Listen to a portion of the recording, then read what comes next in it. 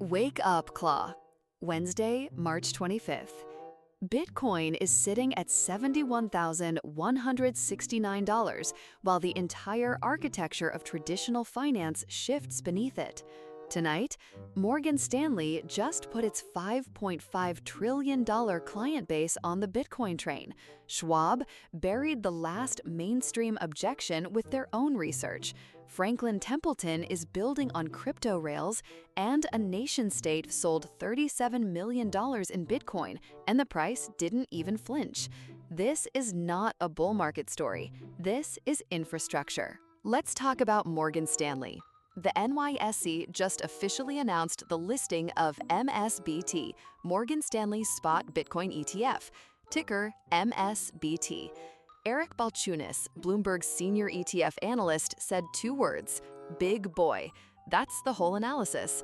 Morgan Stanley manages $5.5 trillion in client assets, 15,000 financial advisors.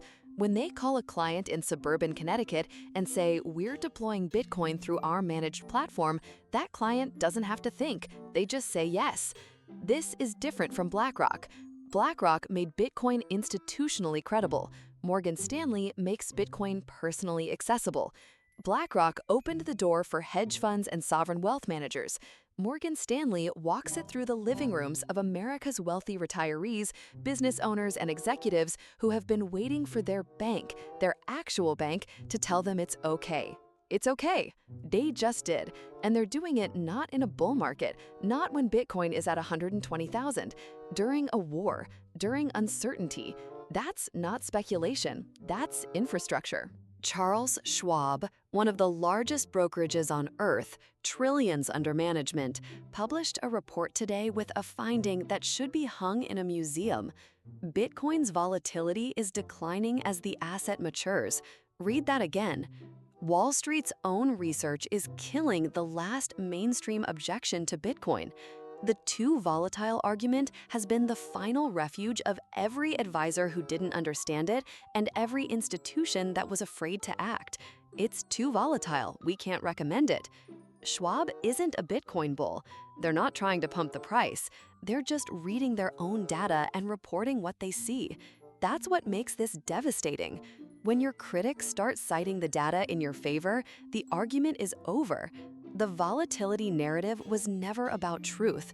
It was about comfort. And now, even the institution providing that comfort is saying the data has changed.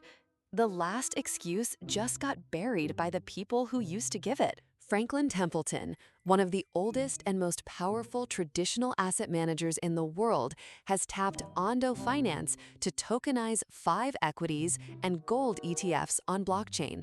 Let that land. They're not tokenizing Bitcoin. They're tokenizing their own products, their equities, their gold ETFs, and putting them on blockchain rails so that crypto-native investors can access them through digital wallets. TradFi isn't fighting crypto anymore. They're building on it. The direction of travel has completely inverted. It used to be crypto assets trying to get into TradFi's distribution channels. Now it's TradFi products trying to get into crypto's distribution channels. Franklin Templeton is going to the crypto users with their products on Ondo's blockchain. That's not a small pivot. That's an admission that crypto-native distribution is where the future capital is. They know where the next generation of investors lives, and they're going there. The Kingdom of Bhutan, a sovereign nation that has been quietly mining and holding Bitcoin, offloaded $37 million in Bitcoin today, and Bitcoin is sitting at $71,000. It barely blinked. Here's the signal in the silence. A nation-state sells. The price holds.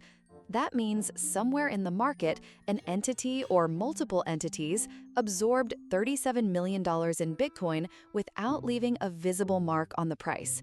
Institutional bid depth is real. The demand isn't just there, it's deep. Sovereign seller, institutional buyer. $37 million changed hands at the geopolitical level, and the price chart looked bored. This isn't a minor data point. It's a stress test the market just passed quietly. Bhutan cashed out. Someone else smiled and clicked buy. The demand is there. It just doesn't make headlines. Let's pull back and look at what today is actually saying. Morgan Stanley deploys Bitcoin to 5.5 trillion in client assets. Schwab says volatility is falling with their own research. Franklin Templeton builds their distribution on crypto rails. Bhutan sells $37 million and the price holds. These aren't four separate stories. This is one story told four ways. The institutions are not waiting for permission. They're not waiting for regulatory clarity, for market stability, for the perfect moment. They are manufacturing their position before the moment arrives. Morgan Stanley does it through a listed ETF. Schwab does it through a research report that reshapes the advisory conversation. Franklin Templeton does it by going directly to crypto users. And the unknown buyer who absorbed Bhutan's $37 million, they just did it quietly, in the market, like professionals do. The position is being built, in plain sight, right now. Wednesday, March 25th, 2026. I'm Max. Stay sovereign, wake up, claw.